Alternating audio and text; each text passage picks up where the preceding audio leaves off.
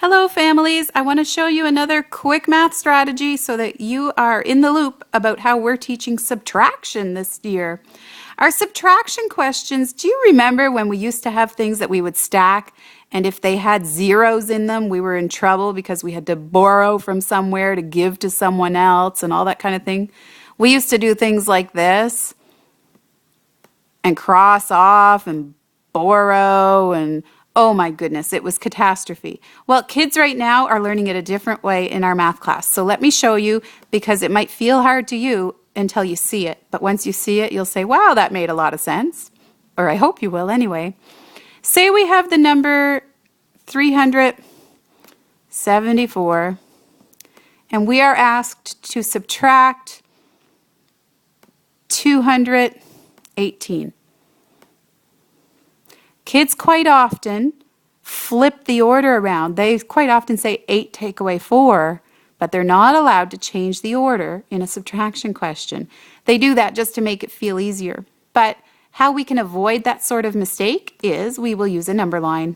Number lines just feel intuitive because we've used them so much. And the neat thing is, I'm not going to count backwards. My brain prefers to count forwards. So I'm going to put both of those numbers on my number line.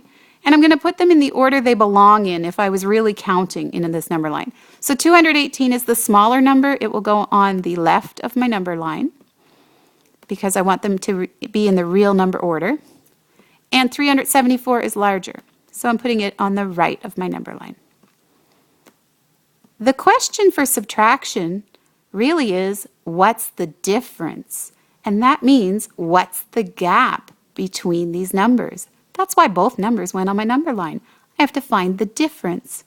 I'm going to start making some jumps on this number line, and I'm using partner numbers. The partners that make 10 will help me with this project. So I see I have 18. The number 8, I know it needs a partner of 2 to get to the next nice number, the next 10 number. So I'm going to give it 2, and now I will be at 220. It's important to keep track of where you are by writing it under the number line. I'm trying to get to this target of 374. So I know that the number 20 needs a partner of 80 to make it all the way to the next 100.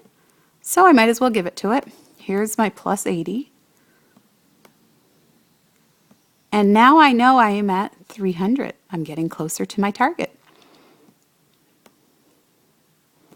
Well, I can just do a very big jump here of plus 70.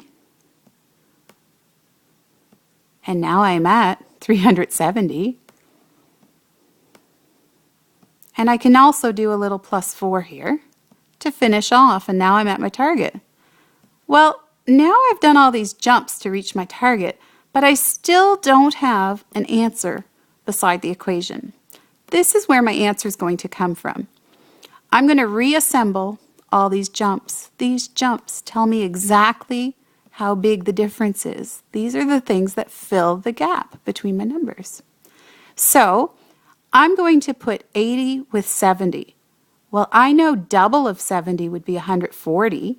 So 80 is just 10 more than that. That's 150. So I'm at 150 in my head, and I'm going to add 6.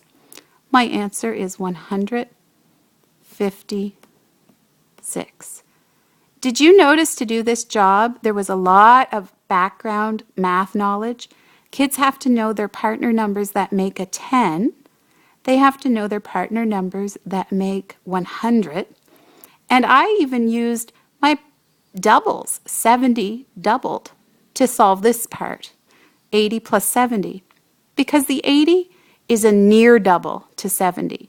I use 70 plus 70 and I added 10 more. I hope this helps you when you're helping your kids at home.